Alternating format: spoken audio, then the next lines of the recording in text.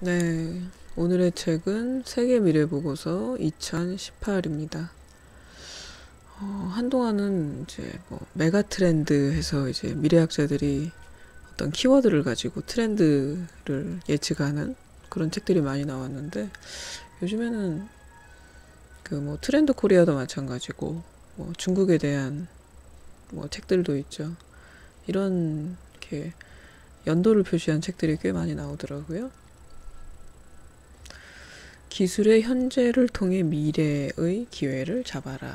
뭐 표지에 이렇게 써 있네요. 제4차 산업혁명의 빅뱅은 이미 시작되었다.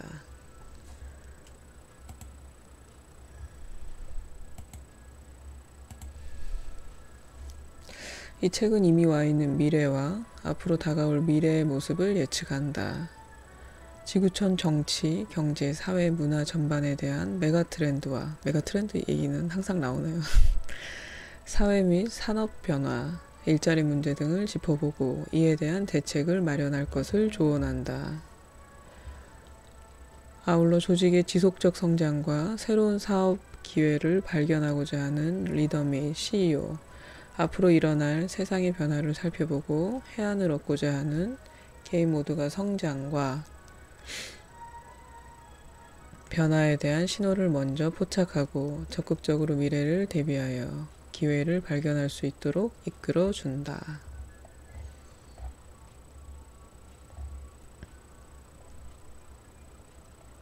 저자는 이게 세계 미래 보고서 이렇게 하면은 외국 분들이 쓴 것 같은데, 한국 사람하고 이제 제롬 글렌이라는 분이 미국 사람인 것 같네요. UN 대학교 미국 위원회 이사로 있다고 하는 거 보니까 두 분 다 미래학자인 것 같아요. 박영숙 씨는 세계적인 미래 연구 기구 밀레니엄 프로젝트의 한국 지부 4 UN 미래 포럼 대표라고 하네요. 그리고 제롬 글렌은 세계적인 미래학자다 라고 얘기하고 있습니다. 밀레니엄 프로젝트 회장, 세계미래연구기구 협의회 회장이라고 합니다. 숏 서머리 볼까요? 미래는 기술의 변화에서 온다. 지난 10년간 기술 변화가 우리 사회를 얼마나 뒤바꿨는지 돌아보라. 200년 전 산업혁명도 오늘날 인공지능 혁명도 모두 기술이 이끌고 있다. 기술이 세상을 바꾸기 시작하면 자연스럽게 사람들의 가치관과 사고방식도 바뀌고 있다. 이것이 내가 지난 10년 동안 세계 미래 보고서를 통해 기술의 현재와 미래를 짚어보고 있는 이유다. 기존 시리즈가 미래 세대에 초점을 맞춰 장기 전망으로서 20년에서 30년 후의 거시적 트렌드를 짚어봤다면, 이번 책부터는 좀 더 현재에 집중하고 세부사항을 중점적으로 다루고자 했다. 이 책을 제가 읽기 전에 한번 찾아보니까 뭐 세계 미래 보고 제목이 그랬나? 하여튼 2030, 뭐 2050인가? 그런 비슷한 책이 있어요. 이분이 쓴 거더라고요. 그래서 이번에는 그렇게 거시적인 측면이 아니고 좀 더 미시적으로 바로 이제 눈앞에 있는 것들을 한번 짚어보고자 한다는 거죠. 이러한 변화를 꾀한 이유는 기술의 발전 속도가 너무나 빨라지고 있기 때문이다. 한국의 미래학이 불모지였던 시절부터 미래 예측 연구를 했지만 지금같이 변화의 속도가 빠른 적은 없었다. 그야말로 1년 전이 다르고 한 달 전이 다르다. 또한 특이점이 오는 시점을 훨씬 뛰어넘은 예측은 큰 의미가 없어지기 때문이기도 하다. 이런 이유들로 하루가 다르게 바뀌는 트렌드에 민첩하게 대응하기 위해 변화를 줄 수밖에 없었다. 산업 간 경계가 사라지고 서로 다른 분야의 기술들이 융합하면서 미래 예측은 점점 더 힘들어지고 있지만, 큰 틀에서 중요한 키워드를 꼽자면 세 가지를 들 수 있다. 스마트화, 무료화, 민주화가 바로 그것이다. 다시 한번 볼까요? 스마트화, 무료화, 그러니까 무료로 하는 것, 그리고 민주화. 민주화는 좀 뜻밖이네요.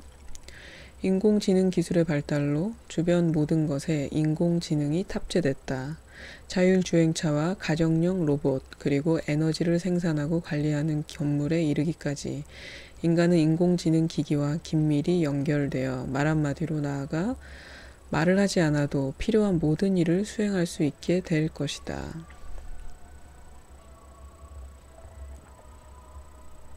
한편 2018년에 내가 소유한 것의 대부분이 미래에는 서비스로 전환된다. 집과 차를 비롯해 가전제품이나 옷까지도 소유할 필요가 없게 된다. 기술의 발달로 많은 것이 무료화되고 3D 프린터로 그때그때 만들었으며 공유경제, 순화경제가 완전히 자리 잡기 때문이다. 또한 2017년은 블록체인이 대중들에게 가장 많은 관심을 받은 해였다. 이 블록체인에 관해서는 트렌드 코리아에서도 나왔었죠. 가상화폐가 폭등하고 은행들은 긴장하기 시작했다. 그야말로 블록체인이 세상을 잡아먹고 있다. 블록체인은 모든 산업에서 권력을 허물고 탈중앙화를 시작할 것이다. 머지않아 우리는 모든 형태의 권력이 개인에게 공정하고 공평하게 나눠지는 민주적이고 분권화된 사회에 살게 된다.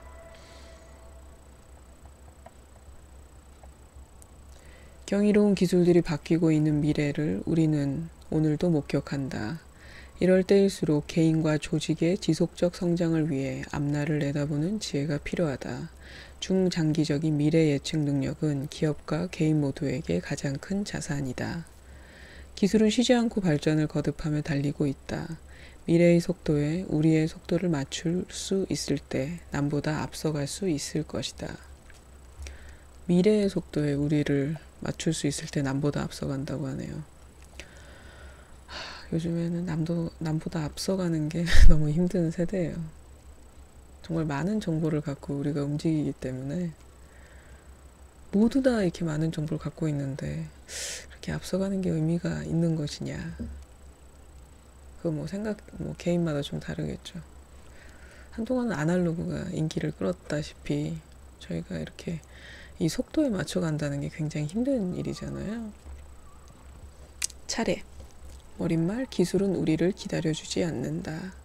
제1장 미래는 이미 여기 와 있다. 2장 블록체인 기술과 가상화폐 경제의 도래. 제3장 자율주행차가 만드는 새로운 교통 생태계. 이 자율주행차가 굉장히 중요한 부분인가 봐요. 우리의 삶에. 이게 모든 책들에 조금씩 다 나오고 있네요. 제4장 효율적이고 스마트하며 자율적인 세계. 제5장 생명공학과 헬스케어의 미래. 제6장 15대 지구촌 도전 과제의 대안들.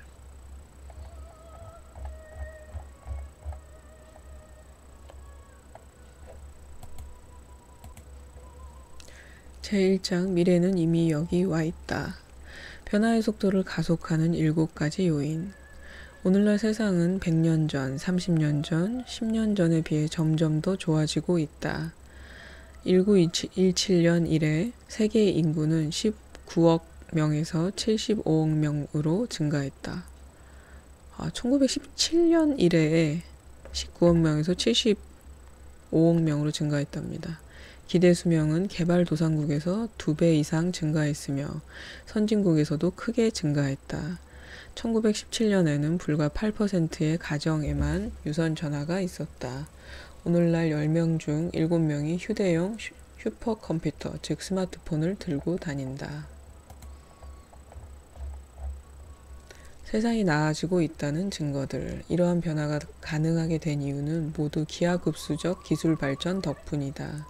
지난 200년 동안 세계 경제는 전쟁이나 기근, 질병과 관계없는 기하급수적 성장 추세를 나타내고 있다. 이러한 성장의 상당 부분을 기술이 주도해 왔다. 경제 성장을 이끈 한 가지 중요한 축은 은행 계좌나 금융기관을 이용할 수 없었던 20억 명의 사람들이 디지털 기기를 이용해 은행 없이 금융 서비스를 이용할 수 있게 됐다는 점이다. 일례로 2017년 9월 핀란드 정부는 블록체인 기반의 디지털 화폐 시스템을 구축하여 난민들이 사용할 수 있는 선불 마스터 직불 카드인 모니 카드를 제공했다. 이 시스템은 금융거래에 대한 장벽을 제거하여 난민들이 경제에 참여하고 삶을 재건할 수 있도록 도와준다. 난민들은 은행 없이도 블록체인에서 디지털 아이디와 연결된 선불 지불 카드를 이용하여 친구에게 돈을 빌리고 급여를 받고 펀드를 이용할 수 있다. 자, 국가를 뛰어넘네요. 기하급수 기술들이 지속적으로 발달함에 따라 가장 큰 혁신을 맞게 된 분야는 보건 분야이다. 2017년 8월에 미국 식품의약국 FDA는 최초의 환자 자신의 세포를 변형한 살아있는 약물을 이용한 치료를 승인했다. 최초로 환자 자신의 세포를 변형한 살아있는 약물을 이용한 치료를 승인했다. FDA는 현재 550가지 이상의 유전자 치료 방법을 검토 중이다. 가상현실 기술도 수술실에 도입되었다. 2017년 7월에 미네소타 대학교 의료진은 가상현실을 이용하여 심장이 연결된 쌍둥이를 분리하는 수술에 성공했다. 가상현실 프로그램은 의사들에게 통찰력을 주어 수술 속도를 높여 주었다. 또한 9월에는 중국의 로봇 치과 의사가 치아 임플란트 수술을 하는데 성공했다. 설마 사람을 가지고 테스트를 했을까요? 에너지 분야에서도 커다란 진전을 보였다. 전례 없이 전 세계의 많은 사람들이 전기를 사용할 수 있게 되었다. 앞으로 재생에너지원이 더욱 저렴해지고 많이 이용할 수 있게 되면 보다 많은 인구가 전기를 사용할 수 있게 될 것이다. 인류는 식량 부족 문제에서도 꾸준한 진전을 보이고 있다. 1991년에 전 세계적으로 18.6%가 영양 부족이었지만 2017년에는 그 비율이 10% 이하로 하락했다.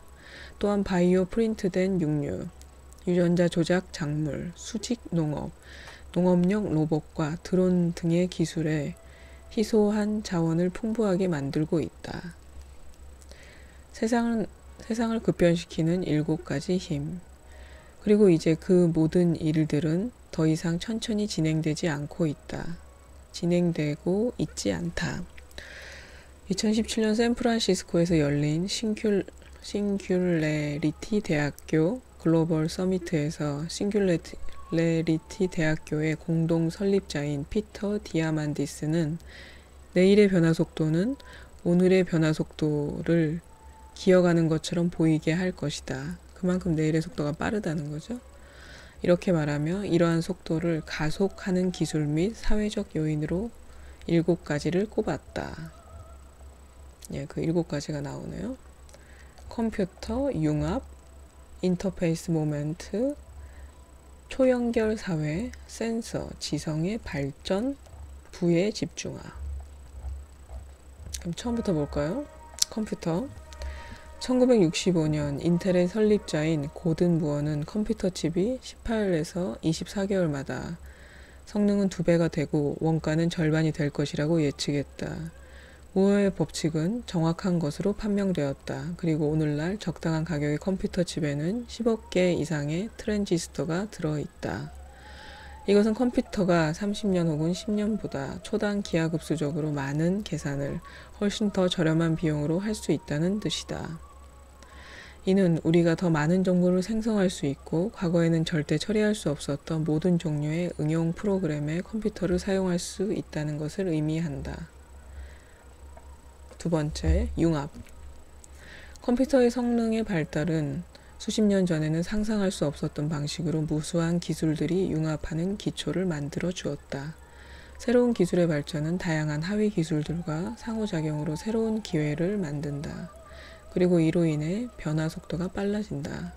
예를 들어 인공지능 기술의 발전은 생명공학 분야의 획기적인 발전으로 이어진다.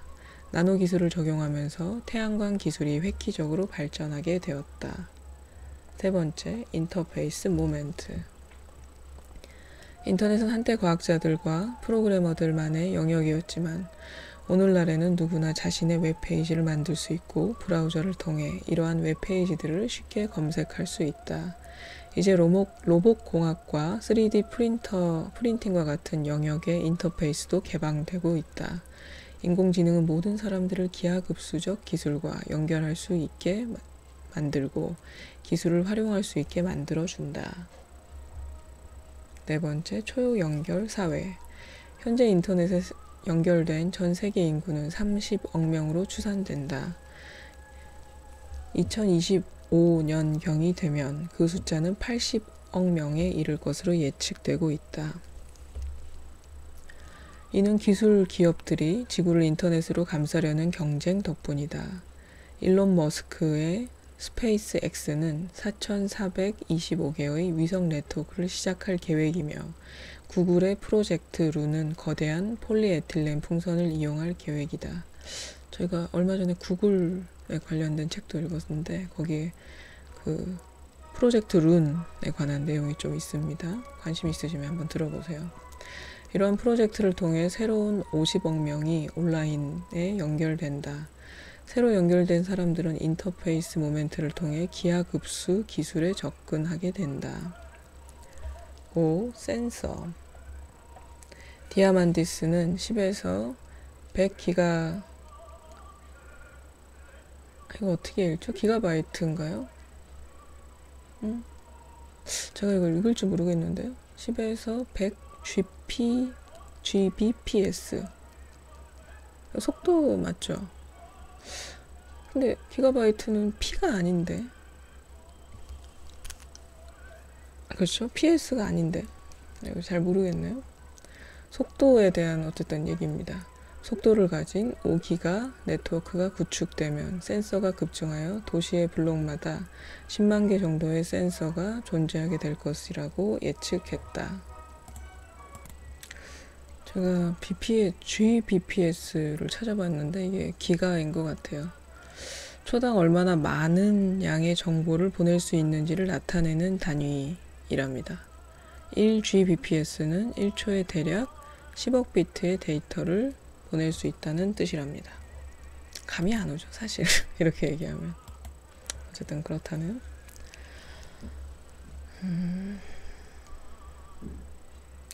센서들은 가장 첨단의 인공지능을 탑재하고 있으며 센서와 인공지능의 결합으로 엄청난 양의 지식을 얻을 수 있다. 2030년에는 100조 개의 센서가 존재하게 된다. 사실 감이 잘 안 오네요. 이렇게 얘기하니까. 6. 지성의 발전. 만약 100년 전에 오지 마을에서 한 명의 천재가 태어났다면 자신의 재능을 생산적으로 사용하기 위해 필요한 자원에 접근하지 못했을 것이다. 하지만 이제는 바뀌고 있다. 민간 기업과 군사 프로그램은 각기 인간의 마음을 컴퓨터에 업로드한다는 궁극적인 목표를 가지고 두뇌 기계 인터페이스를 연구하고 있다. 7. 부의 집중화. 변화의 가속화를 이끄는 중요한 요인 중 마지막 하나는 증가하는 부와 집중 현상이다. 우리는 몇 사람의 개인에 더욱 많은 부가 집중되는 시대에 살고 있다. 그리고 그 개인들이 변화를 선도한다. 마크 저커버그와 제프 베조스, 일론 머스크, 빌 게이츠는 자신만의 이익이 아닌 인류의 발전을 위해 수백만, 수억 달러를 내놓고 있다. 빠르게 변화하는 세상의 중요한 의미 중 하나는 이 모든 것의 비용이 0을 향해 가고 있다는 점이다. 앞으로 우리는 더욱 빠르게 역사상 어느 때보다 풍요로운 삶을 맞이하게 된다. 세상은 기하급수적으로 나아지고 있다. 문맹률의 감소, 예방접종의 확대, 기대수명의 증가, 아동 사망률의 감소, 빈곤 감소가 이루어지고 있다. 우리는 인류 역사상 가장 중심축이 되는 시기를 살고 있다. 산업 현장에서 가정으로 확산되는 로봇. 참 로봇 얘기도 끊이지 않네요. 테슬라 자동차 공장에서 자동차 부품을 조립하는 산업용 로봇부터 소니의 애완용 로봇 강아지까지 로봇 산업은 가장 급성장하고 있는 분야라 해도 과언이 아니다. 특히 자동화 산업이 기하급수적으로 발전하고 있는 중국은 산업용 로봇의 판매량이 매년 급증하고 있고 동시에 중국의 로봇 제작사는 내수 시장의 점유율을 높이고 있다. 또한 중국은 세계 최대의 자동차 시장이 되었고 전기차를 포함해 세계에서 가장 큰 자동차 생산지가 되었으며 또한 이 어깨에서 엄청난 잠재력을 가지고 있다. 스마트 스피커보다 더 나은 인공지능 서비스 로봇. 로봇 기술의 발달은 산업용 로봇 분야에만 그치지 않는다. 로봇 연구에서 주도적 위치를 차지하고 있는 일본은 이미 서비스 로봇 시대에 접어들었다. 가정뿐 아니라 마트, 요양원, 호텔, 음식점, 택배회사, 공항에서 서비스 로봇이 활발히 일하고 있다. 서비스 로봇의 수준이 어느 정도인지 궁금하긴 하네요. 또한 소니, 히타치, 소프트뱅크, 도요타 등 일본의 네노라는 대기업들과 스마트업들이 서로 손잡고 로봇과 로봇 콘셉트 홀로그램을 개발하고 있다. 이들 기업들의 공통적인 목표는 사물 인터넷과 스마트 홈의 미래 플랫폼을 만드는 것이다. 2016년 소니는 엑스페리아 에이전트 콘셉트 로봇을 선보였다. 이는 개별 사용자를 인식하고 음성과 손짓으로 제어된다. 샤프는 2016년 로보혼이라고 부르는 전화 로봇을 출시했다. 두 발로 걷는 로보혼은 음성 명령을 알아듣고 기계 학습 능력도 갖추고 있다. 사용자에 맞게 커뮤니케이션 스킬을 점점 더 세련되게 개선해 나가는 기능도 가지고 있다. 2017년 토요타는 손바닥 크기의 친구 로봇 키로보 미니를 출시했다. 10cm 크기의 이 작은 로봇은 주인이 언제나 곁에 친구가 있는 것처럼 느낄 수 있게 만들어졌다. 키로보 미니는 사용자의 말을 알아듣고 적절한 반응과 제스처를 취한다. 또한 사용자의 표정을 읽고 감정 상태도 파악할 수 있으며 사용자의 말을 분석해 대화에 활용하기도 한다. 10cm면 한 요 정도 되나요? 이게 30cm 정도니까 요 정도 되겠네요. 주머니에 넣어갖고 다닐 수 있겠는데요. 그렇다면 일본은 미국과 다르게 왜 인간형 서비스 로봇 개발에 더 집중하고 있는 것일까? 여기가 좀 재밌겠네요. 일본이 미국과는 다르게 인간형 서비스 로봇에 더 집중하고 있답니다. 유명한 로봇 과학자인 히로시 이시구로 박사는 아마존 에코 가로 열고 인공지능 스피커 가로 닫고 아마존 에코에서 이야기하는 것은 인간에게 자연스러운 상호작용이 아니라고 말한다. 이것이 일본의 인간과 비슷한 로봇 시스템을 만들고자 하는 이유 중에 하나다. 인간의 두뇌는 인간을 인식하고 상호작용하도록 구성되어 있는데 미국 기업들이 개발하고 있는 것은 비서이고 일본에서 개발하고 있는 것은 친구라는 설명이다. 일본 사람들 외로운가 보네요. 사람이 필요한 쪽으로 개발하게 돼 있죠. 부족함을 느끼는 쪽으로. 구글과 아마존, 마이크로소프트와 애플과 같은 미국 기업들과 일본 기업의 공통적인 목표는 인간과 같은 상호작용을 창조하는 것이며 이를 위해 기술은 인간과 상호작용이 익숙해지는 쪽으로 진화해야 한다. 로봇이 점점 더 많은 산업 분야와 가정에 확산되면 우리의 수용성도 더 커질 것이다. 요즘에 이런 인간 로봇으로 그런 걸 이제 소재로 한 영화는 예전에 한참 나왔었고 요즘엔 드라마도 나오고 있더라고요. 제2장 블록체인 기술과 가상화폐 경제의 도래. 사라지는 은행과 정부. 블록체인은 앞으로 은행과 정부에게서 권력을 빼앗아갈 것이다. 오늘날은 은행, 즉 돈이 최대의 권력을 가진 시대다. 그러나 블록체인은 그 중간 상인을 없애려고 하고 있다. 정부와 국민 사이에서 엄청난 수수료를 챙기는 은행 같은 중간 상인을 없애 국민은 수수료를 내지 않고 정부는 은행에 끌려갈 필요가 없는 세상을 만들자는 것이다. 비트코인 블록체인과 금융의 혁신의 저자이자 블록체인과 가상화폐의 전도사인 안드레아스 안토노플로스는 은행, 외환시장, 정부는 소멸할 것이라고 예측했다. 제가 이번에는 좀 특이하게 BGM을 깔면서 지금 책을 한번 읽어보고 있는데 오페라라고 구글에서 검색해서 했더니 이제 음성의 고조가 좀 심하네요. 녹음이 어떻게 됐을지 나중에 궁금하긴 하네요. 이는 과거 사람들이 AT&T에 돈을 내고 국제 혹은 국내 전화를 쓰다가 갑자기 스카이프가 나와 통화료가 무료가 되자 통신사가 망한 것과 같다. 중앙 집권화된 금융 시스템은 2008년에 금융위기 때 완전히 신뢰를 잃었다. 그들은 자꾸 돈만 찍어내고 그 돈을 다시 자신들이 가져간다. 다가올 미래에는 중앙 집권식 금융 시스템이 아닌 분산화된 시스템으로 갈 것이며 은행이 소멸하고 신뢰받는 완전 오픈된 분산화된 금융 시스템만 남는다고 안토노플로스는 주장한다. 처음 비트코인이 나왔을 때 어떠했는지 생각해보자. 금융권은 이 실체 없는 화폐를 완전히 무시했다. 비트코인이 조금씩 성장하고 있을 때도 은행은 이를 비웃었다. 지금은 어떤가? 은행은 비트코인과 경쟁하는 입장이 됐으며 싸우다가 5년 내에 질 것이다. 해외는 잘 모르겠는데 우리나라는 지금 규제에 들어간 상태죠. 요즘에 인터넷에서 보면은 100만 원 넣고 13억을 벌었다 뭐 이런 얘기들이 난무하고 있는데 어쨌든 지금은 좀 불안정한 때인 것 같아요. 이런 불안정한 때 어떤 사람은 돈을 벌기도 하고 어떤 사람은 폭삭 망하기도 하고 하죠. 그거는 본인의 선택인 것 같습니다.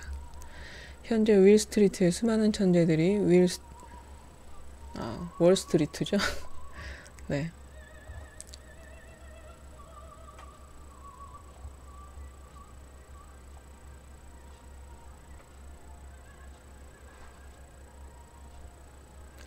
제가 지금 비트코인 이 부분을 다 읽었죠? 다시 한번 읽을까요? 코인 경제와 현금 없는 세상, 블록체인 기술은 지금의 인터넷보다 더 커지며 더 파괴적이다. 국제 금융 거래를 하는 60억 명은 이제 자유롭게 은행에 수수료를 내지 않고 거의 무료로 코인을 이용하여 외국에 돈을 순식간에 보낼 수 있다. 비트코인은 모든 물건을 사게 되면 달러화가 붕괴된다.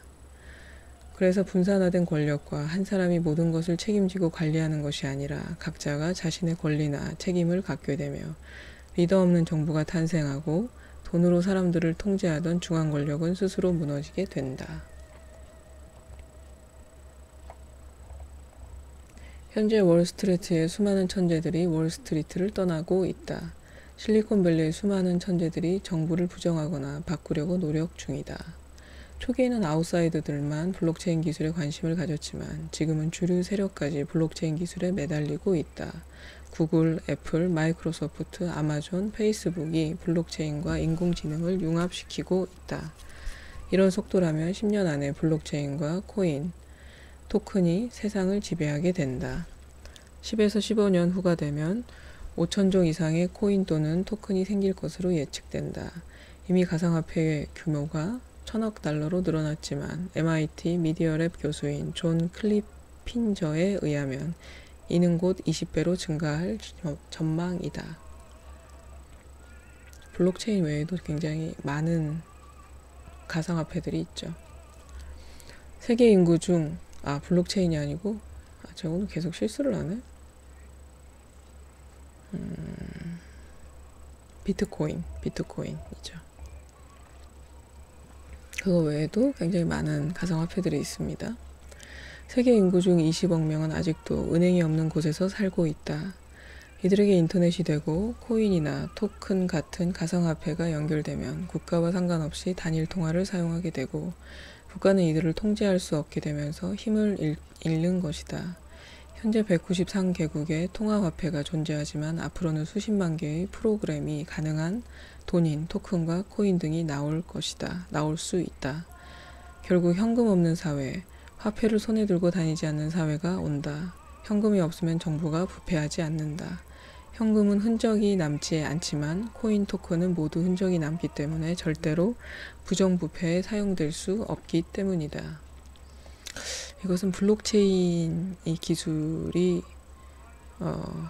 해킹되지 않는다는 전제 조건 하에서죠. 코인이나 토큰 등 가상화폐는 우선 아시아나 아프리카 등 은행이 없는 곳으로 급격하게 이동하고 있다. 화폐 가치가 없어지는 짐바브웨이에서는 이미 비트코인만 통용되고 있으며 베네수엘라도 마찬가지다. 은행이 급격하게 소멸하고 있는 나라도 많다. 수십만 전 인류는 깃털이나 조개를 물건의 지불 단위로 사용했다. 그 이후에는 금은 등 귀중한 금속의 화폐로 사용됐고 400년 전에 종이로 된 돈이 개발됐다. 그리고 20세기 들어 1950년경에 신용카드가 나왔다.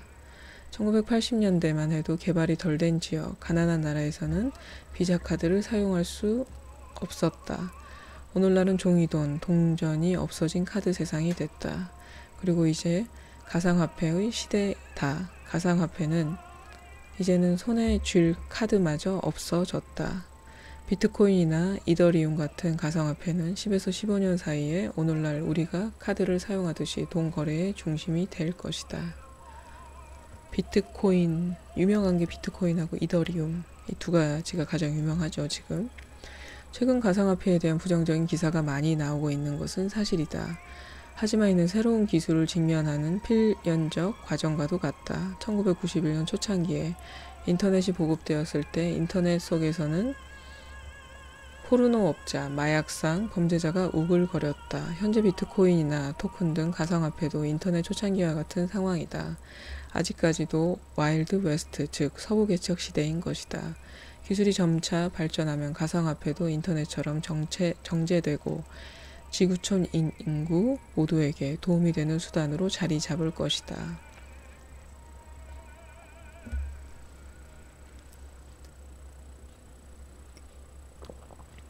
블록체인 얘기가 많네요.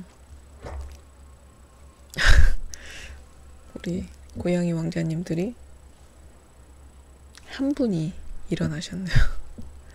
블록체인은 어떻게 세상을 연결하는가? 한국에서는 가상화폐가 투자 투기의 도구로 많이 알려져 있지만 세계 곳곳에서는 이미 실생 안에서 사용하고 있다. 지금은 너무 투기 열풍이 인 상태예요. 한국에서는.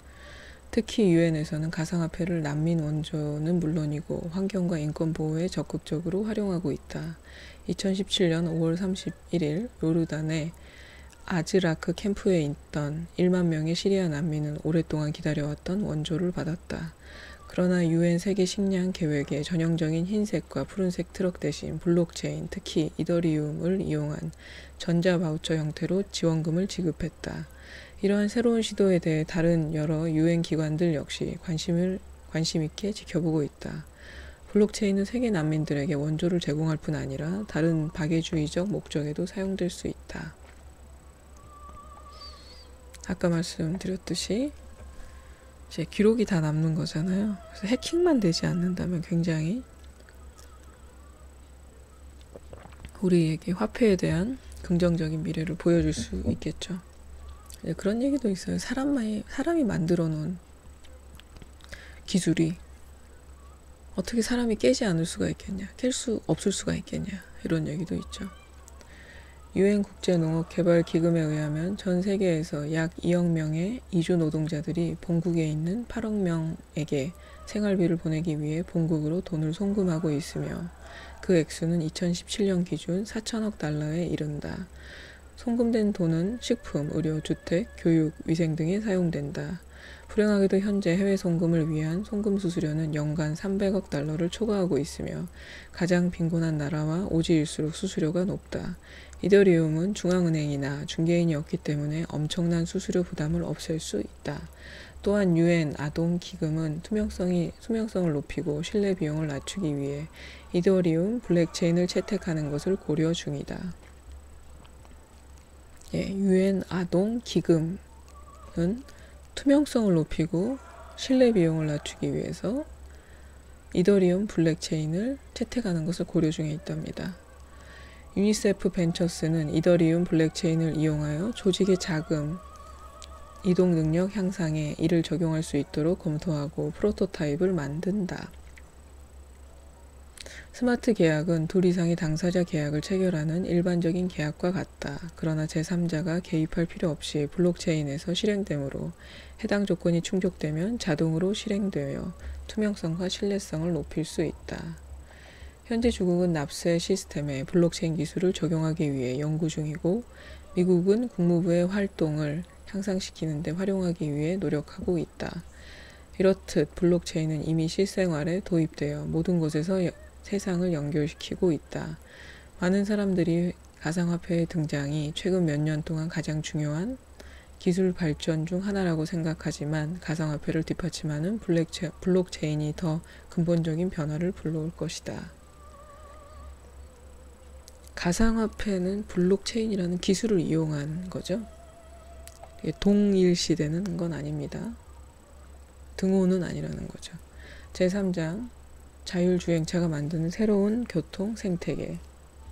7조 달러 규모로 성장하는 자율주행차 산업. 리싱크X의 공동 설립자인 제임스 R. 비브는 포천과의 인터뷰를 통해 포춘 아닌가요? 어쨌든 한국말로 바꾼 거라 포천과의 인터뷰를 통해 미국은 엄청난 규모로 경제를 살리게 될 자율주행차와 전기자동차로 공격적인 전환이 이루어질 수 있도록 지원해야 한다고 강조했다. 참, 얼마 전까지만 해도 전기자동차 얘기를 하다가 이젠 자율주행차로 넘어갔죠? 이미 넘어갔죠. 기술적으로 이제 개발하는 거는. 자동차 산업에 대한 연구 결과에 따르면 서비스로서의 운송이라고도 하는 승객 경제는 막대한 경제적 잠재력을 가지고 있다. 한 연구에 따르면 자율주행차 산업은 2050년에 7조 달러의 규모로 시장의 중심에 서게 된다고 한다. 미국 자동차 서비스 협회의 새로운 연구 결과에 의하면 미국에서 자동차 한 대를 소유하고 유지하는 데 드는 비용은 연간 7,698달러다. 리싱크X는 새로운 자동차를 구입하는 것에 비해 무인차, 즉 자율주행으로 운행하는 우버 등을 이용하면 1.6kg당 4에서 10배 더 저렴하며 2021년까지 기존 자동차를 운행하는 것보다 2배에서 4배 더 저렴해질 것으로 예측하고 있다.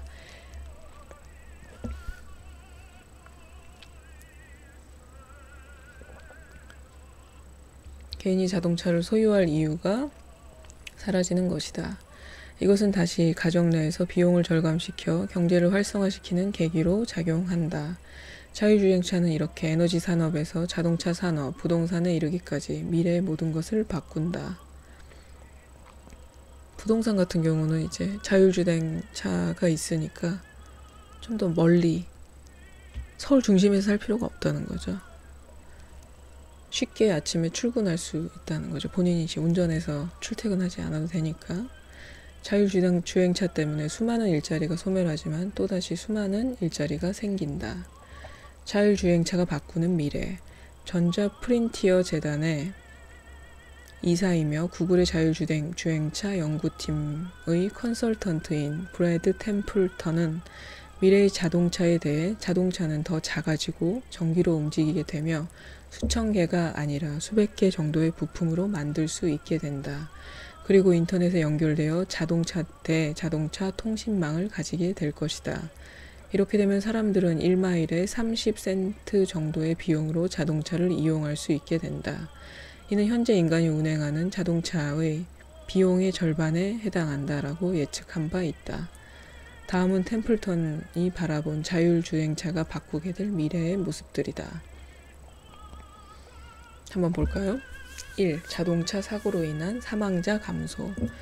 컴퓨터가 운행하는 자동차의 정확도는 인간의 운전기술, 조정력, 반응 능력보다 뛰어날 것이다. 최소한 자율주행차는 집에 돌아오기 전에 술을 마시지 않는다.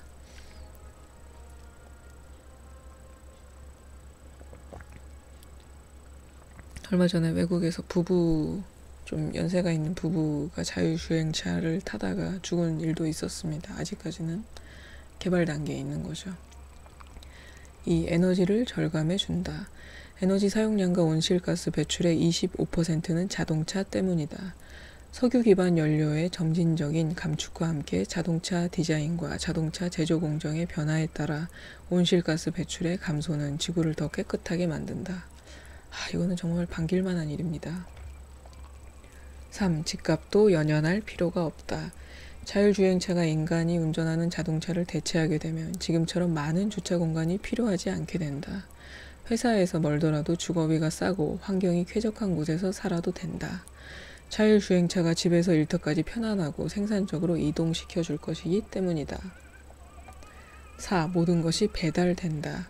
물건을 배달할 때 자동차나 운전자가 더 이상 필요하지 않다고 하면 어떻게 될까? 템플턴은 보도를 따라 움직이는 작은 배달 로봇을 개발하고 있다. 작은 자율 운전 박스를 $1 미만의 비용으로 30분 내에 배달하는 것을 목표로 하고 있다. 도미노 피자는 연간 세계적으로 10억 개의 피자를 배달하여 미국에서만 10만 명의 배달 기사를 고용하고 있다. 포드 자동차와 도미노 피자는 자율주행차를 이용하여 피자를 배달하는 연구를 진행하고 있다. 도미노 피자. 야식 먹고 싶네요. 도미노 피자. 자동차 브랜드의 가치 변화. 자율주행차는 사람들이 자동차 브랜드에 부여하는 가치를 감소시킨다. BMW나 메르세데스와 같은 럭셔리 브랜드는 점차 가치를 잃는다.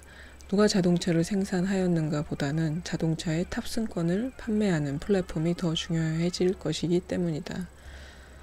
자동차를 어쨌든 소유하지 않게 되기 때문에 그걸 이제 탑승할 수 있는 탑승권을 판매하는 플랫폼 회사가 더 중요해질 거라는 거죠.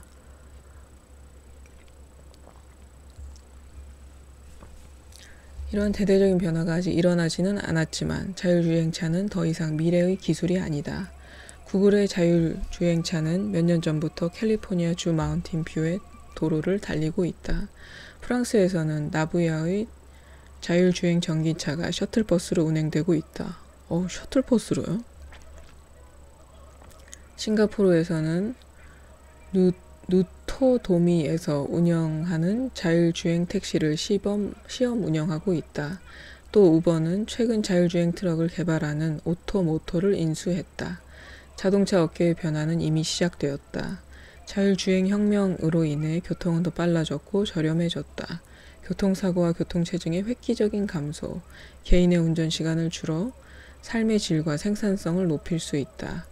고령자나 장애인 등 교통약자도 자동차를 이용할 수 있게 되어 이동이 자유로워진다. 덕분에 우리는 더 멀리 가고 더 많은 것을 할 수 있게 된다.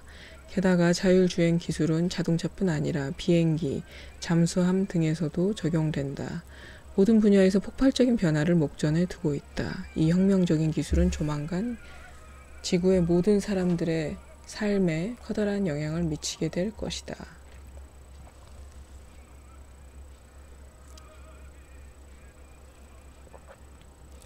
네, 제4장 효율적이고 스마트하며 자율적인 세계.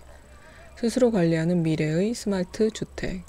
집이 우리에게 안식처를 제공하는 것 외에 집이 우리를 돌볼 수 있다면 어떨까? 딜로이트 센터 포더 엣지의 연구 책임자인 크리스 아켄버그는 스마트한 집이 그리 멀지 않은 미래라고 말한다. 이제 막 생겨나는 지능형 주택 기술의 성장 잠재력이 매우 크다. 앞으로 인류는 어디에 있든지 지속적으로 연결되어 있을 가능성이 높다. 연결성은 지능형 주택의 기초이다. 아켄버그의 지능형 주택에 대한 비전은 센서, 데이터 연결성 등 모델링을 사용하여 자원 효율성, 보안, 생산성 등 건강을 관리하는 것이다. 미래의 주택은 가정도우 및 센서 및 모니터링 장치 형태로 디지털 귀와 디지털 눈을 갖추게 된다. 이런 시스템은 점차적으로 감정 정보를 얻어 사람들이 어떻게 느끼는지를 이해할 수 있게 된다. 앞으로는 사람들이 직접 인공지능에 접촉할 필요성이 줄어들 것이다.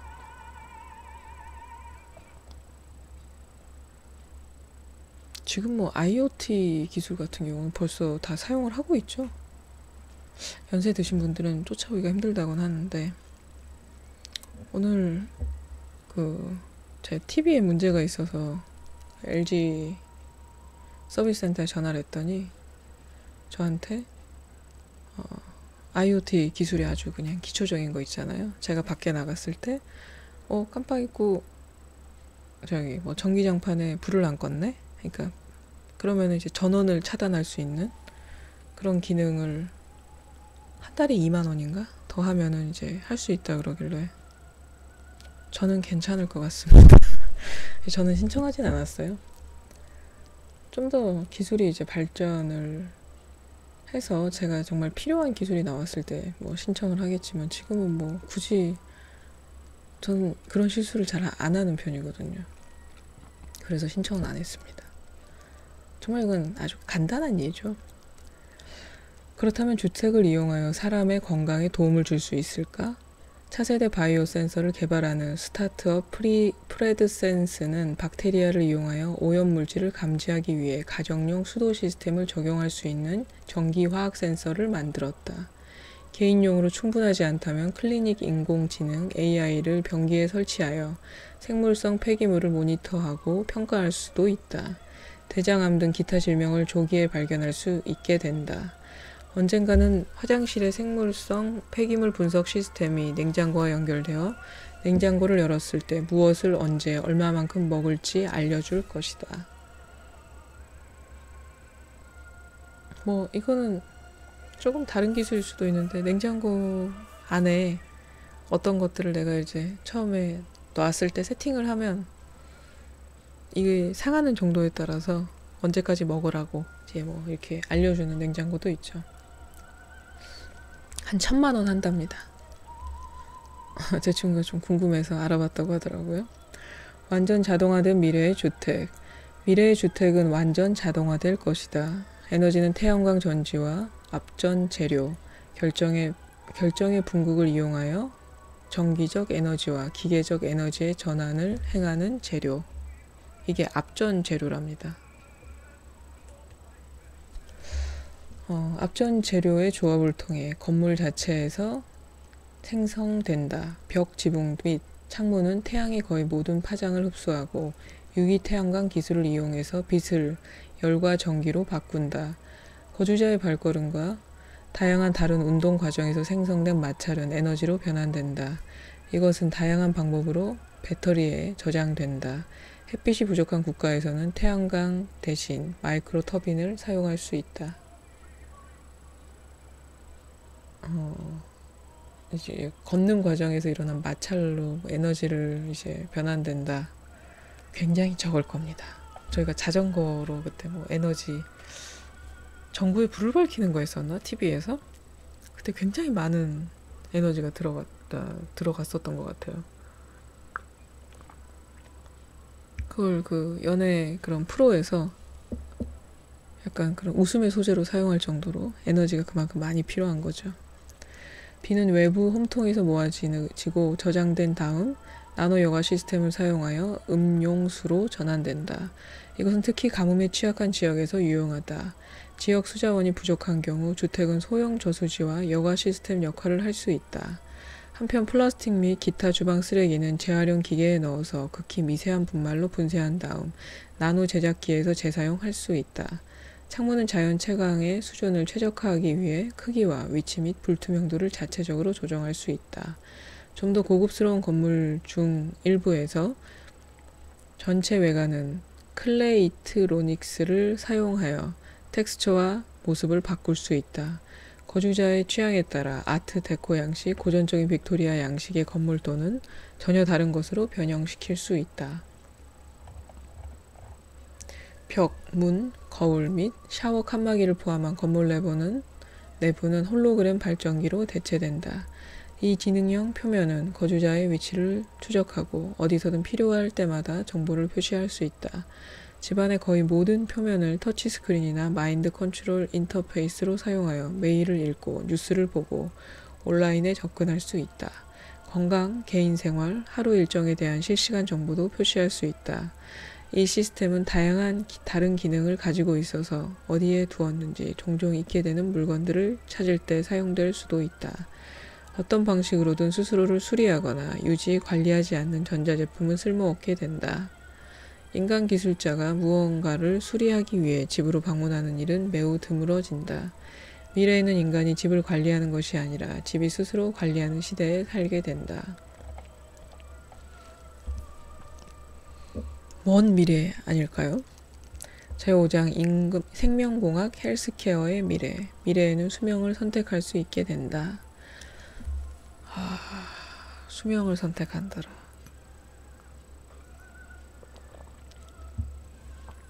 인간은 영원히 살 수 있는가? 인간의 수명은 115세를 넘을 수 없다고 믿던 때도 있었다. 현재 세계 최고령자로 기록된 사람은 170세에 세상을 떠난 자메이카 여성 바이올렛 브라운이다. 의료 기술의 발전과 삶의 표준 변화로 인해 젊은 세대의 평균 수명은 급격하게 늘어나고 있다. 인간의 수명은 유전자에도 원인이 있지만 수명을 연장하려는 인간의 노력에 더 크게 좌우된다. 앞으로 수십 년 이내에 우리 대부분은 얼마나 오래 살 것인지를 선택할 수 있는 기회를 가지게 된다.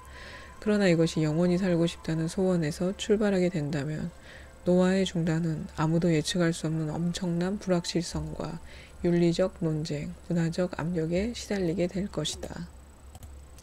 불로장생을 꿈꾸는 IT 업계의 거물들. 생명수에 대한 전설은 알렉산더 대왕과 그의 부하들이 영원한 젊음을 주는 회복 샘물을 찾기 위해 어둠의 땅을 가로질러 가는 이야기다. 그 이후 영원한 젊음을 얻고자 하는 인간의 욕망을 다룬 수많은 이야기들이 있다. 역사를 통해 볼 때 청춘의 샘은 젊은 시절의 활력을 되찾기를 꿈꾸는 부유한 사람들의 상상력을 지속적으로 자극해왔다. 최근에는 영원한 젊음에 대한 꿈이 노화 과정을 늦추거나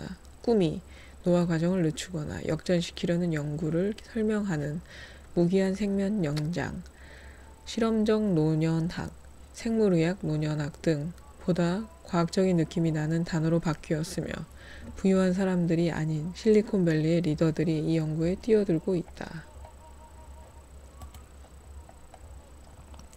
오라클의 공동 설립자인 레리 앨리슨이 이끄는 앨리슨 의료재단은 노화 연구에 4억 달러 이상을 투자했다. 구글의 지주회사 알파벳은 2013년 칼리코라고 불리는 생명 연장 프로젝트를 시작했다. 엑스프라이즈의 설립자인 피터 디아만디스는 유전자 배열 분야의 전문가인 크레이그 벤터와 함께 휴먼 롱제비티를 설립했다.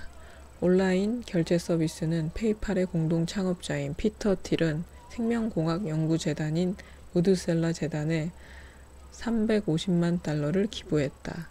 틸은 120세까지 사는 것을 목표로 성장 호르몬을 복용하고 팔레오 다이어트, 원시인 식단이라네요. 그게 팔레오 다이어트를 하는 것으로 알려져 있다.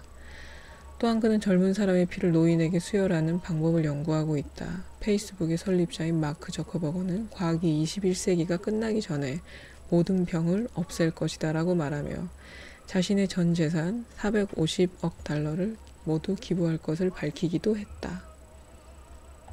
지금 현재도 우리가 밝혀내지 못하는 병이 한 90%가 넘는다고 제가 들었던 것 같은데, 그러니까 우리가 치료하지 못하는, 그러니까 정확하게 이게 무슨 병이다 그래서 이걸 이렇게 치료를 못하고 그냥 항생제나 뭐 이런 걸로 그냥 이게 시간이 지나다 보면 자연스럽게 낫는 게 더 많다는 거죠.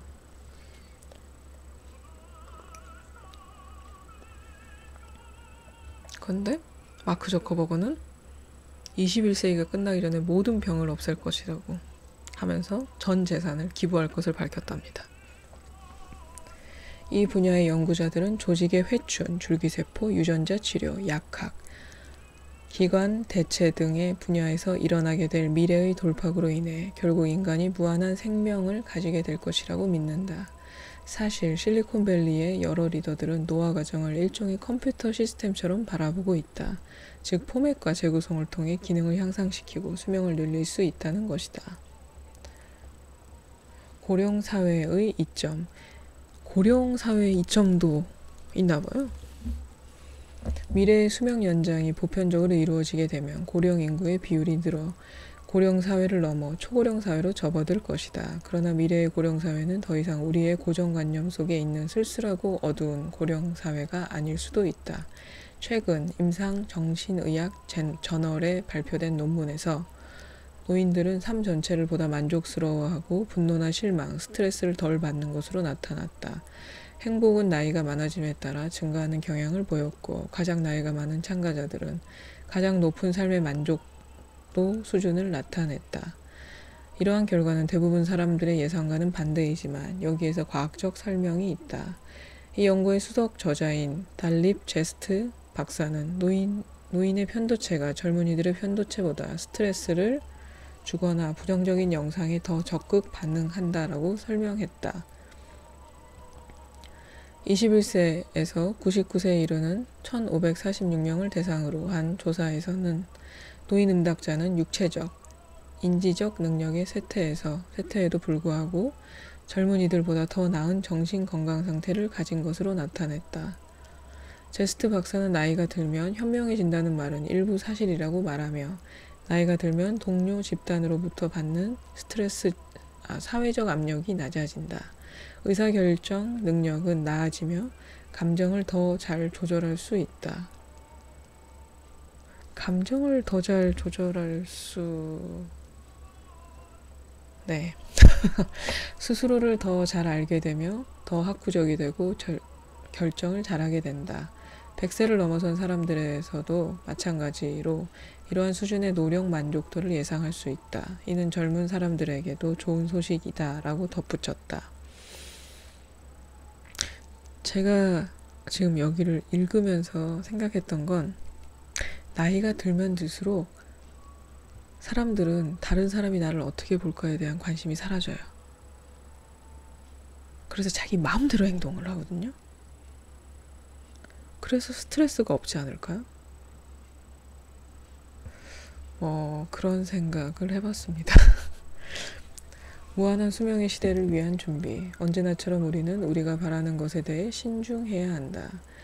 인간이 더 이상 짧은 수명으로 죽지 않도록 일련의 돌파구들이 생겨난다고 가정해보자.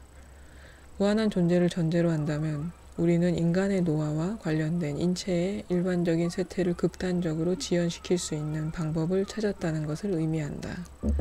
이렇게 되면 우리 사회는 어떻게 변화될 것인가? 우리는 개인적으로도 끊임없이 변화한다. 오랜 세월을 사는 사람은 엄청난 변화를 겪게 된다. 무한한 수명과 퇴화되지 않는 삶의 질을 모든 사람들이 일반적으로 살 수 있다고 상상해 보라. 이러한 가정이 장밋빛일 것인지 음울한 상상이 될 것인지에 대한 깊은 논의가 필요하다. 네, 제6장 15대 지구촌 도전 과제의 대안들. 윤리적 의사결정과 그 대안. 과학기술의 변화는 종래에 우리가 가지고 있던 윤리적 평가의 수단을 뛰어넘을 정도로 빠르게 성공하고 있다. 사회적 문제에 대한 고려 없이 기초과학 연구를 밀고 나가도 되는 것인가에 대한 사회적 합의가 필요한 시점이다.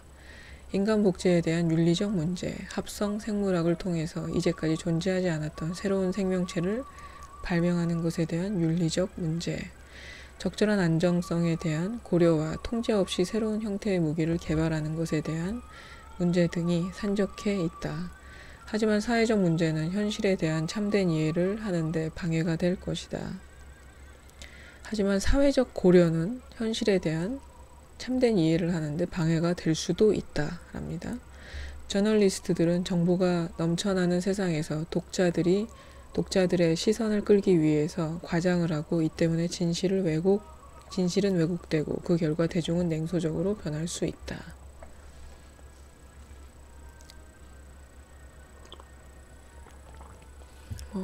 언론이 그렇죠.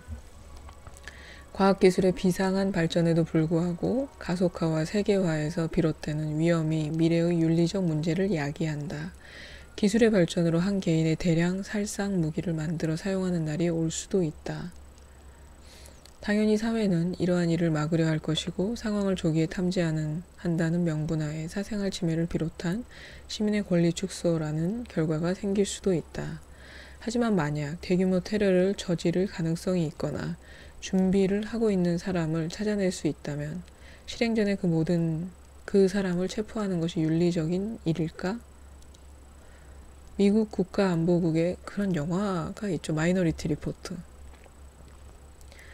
그건 약간 뭐라 그럴까? 약간 점쟁이 같이 미래를 보는 그런 것들을 좀 연결시키긴 했는데 어쨌든 그런 영화가 있었죠. 미국의 국가안보국의 무분별한 민간인 사찰에 대한 스노든의 폭로는 개인의 권리와 주권이 우선인지 집단 안보가 우선인지의 문제에 대한 세계적인 논란에 불을 붙였다. 대중이나 정치적 시위자들에게 첨단 감시 기술을 적용하는 데 대한 윤리적 근거에도 의문이 남는다.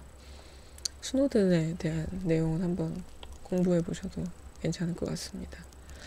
의사결정에서 범지구적 윤리에 대한 집단 책임은 아직 초기 단계에 불과하지만 꾸준히 성장하고 있다. 빌 게이츠와 워런 버핏은 128명의 억만장자에게 재산의 대부분을 자선 목적으로 내놓도록 설득했다. 일론 머스크는 그린 에너지 기술의 개발에 박차를 가하기 위해서 특허 기술을 무료로 공유하고 있다. 버진그룹의 리처드 브랜슨은 이웃만을 위한 의사결정이 아닌 사람, 지구, 이웃을 위한 의사결정을 하는 기업 경영 방식, 즉 플랜 B를 만들었다. 기업의 사회적 책임 프로그램, 윤리 마케팅, 사회 투자가 증가하고 있다. 돈을 번 만큼 사회적인 책임을 져야 된다는 게 CSR이죠. 윤리적 의사결정을 위한 전 지구적 노력, 유엔과 기업 간의 파트너십을 통해 세계 경제의 지속적 균형 발전을 이루기 위한 새로운 시도로 만들어진 유엔 글로벌 컴팩트는 기업 의사결정의 윤리 강화를 목적으로 한다. 이 기구에서 2017년 기준 163개국의 9,670개 기업과 4,000여 개의 시민사회단체들이 참여하고 있다. 이 기구는 기업과 NGO의 협력을 증진시키고 기업 책임 프로젝트에 대한 인식을 높이며 많은 국가에서 비재무 보고 의무를 강화했다. 또한 인권, 노동, 환경과 반부패 분야에서의 기업 전략을 세우는데 기준이 될 유엔 글로벌 컴팩트 10대 전략을 만들었다.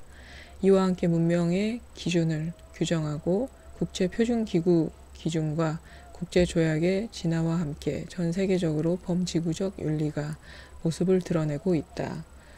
그리고 세계인권선언은 종교와 이념적 구분을 초월하는 범지구적 윤리와 의사결정에 관한 논의를 구체화해 나가는 중이다. 그러나 이처럼 많은 진전이 있었음에도 불구하고 여전히 전 세계적으로 부패가 만연해 개발에 심각한 걸림돌이 되고 있다.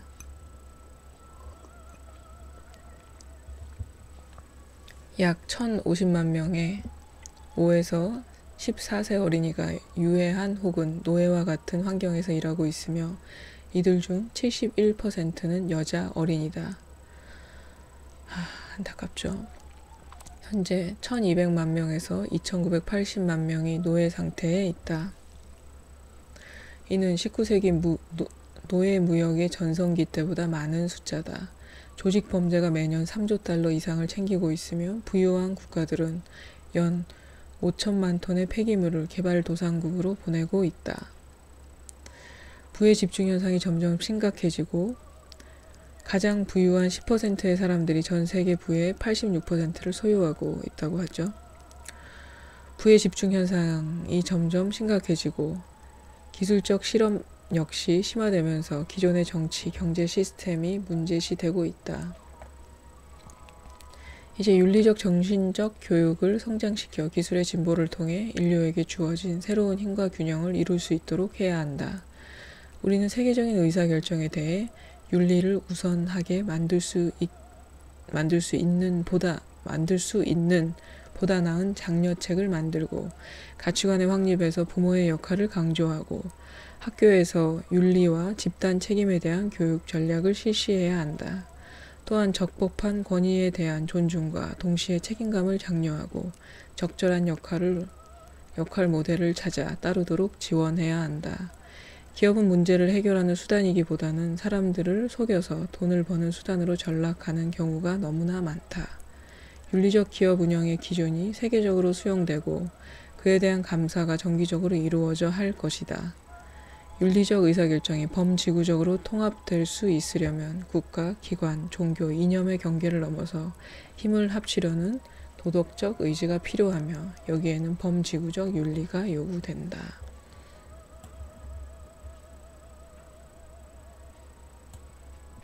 마지막에 좀 뜻밖의 얘기로 끝이 나죠.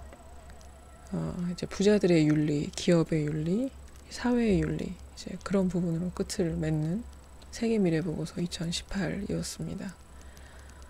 어쨌든 기술은 계속 발전을 할 거고, 기술의 발전을 그냥 놔두는 것이 아니라 그거와 함께 우리의 윤리도 어느 정도 질적으로 향상돼야 된다는 부분에 대한 이야기인 것 같아요.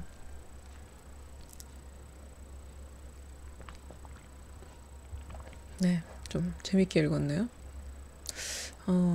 모르겠어요. 다음에 바로 그 책을 읽을 수 있을지 모르겠는데, 이제 차이나의 미래, 중국의 미래에 대해서도 한번 좀 읽어볼 생각입니다.